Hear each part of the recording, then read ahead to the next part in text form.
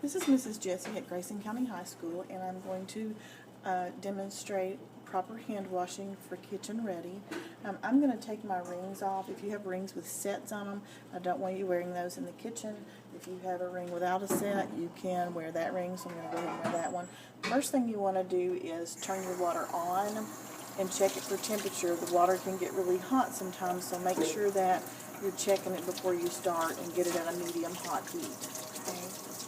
Alright, you want to put your fingertips together like this, point your fingertips toward the drain, and only rinse and wet the part of your hand that you're going to be washing. And you're going to be washing, of course, from fingertips all the way up to a hand's width above where your hand meets your arm. So that's the part that I'm going to wet. Okay. At this point you need to get plenty of soap. Some of our soaps don't lather, but I want you to wash vigorously. And when you get a little bit of the circular motions made, I want you to point the fingers back toward the drain and then go back and forth very vigorously like this. Then I want you to wash the back of one hand and then the back of the opposite hand.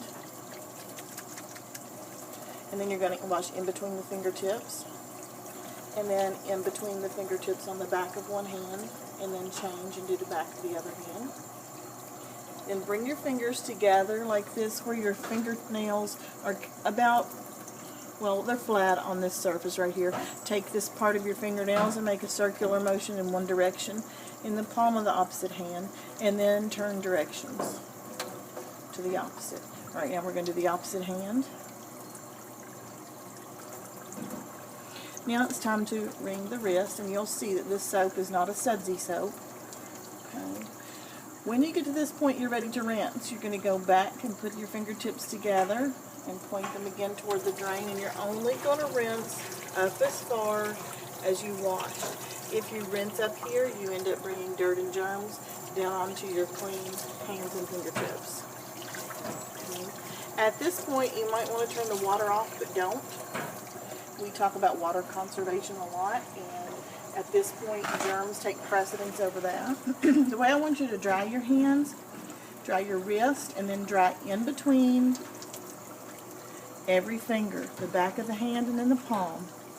Same thing with the other side, in between the fingers, around the wrist, back of the hand, and palm. Now you can take this paper towel and turn the water off and wipe off any residue around the sink and discard the paper.